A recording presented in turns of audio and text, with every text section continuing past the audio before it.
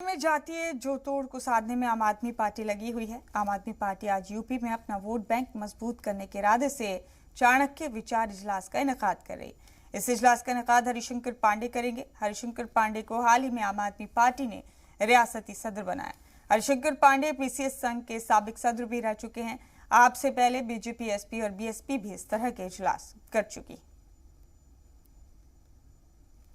चाणक्य नीति से यूपी फतेह करने की जुगत में आम आदमी पार्टी पीसीएस संघ के साबिक सदर हरिशंकर पांडे इससे पहले तिरंगा यात्रा निकाल चुकी है। आम आदमी पार्टी यूपी में किसी भी पार्टी से आम आदमी पार्टी ने अभी तक इत्तेहाद नहीं किया है।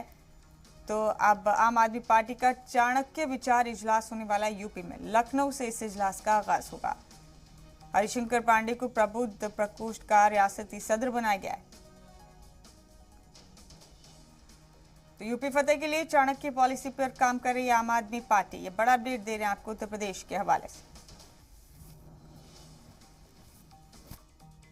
चाणक्य पॉलिसी से यूपी फतेह करने की तैयारी में है आम आदमी पार्टी।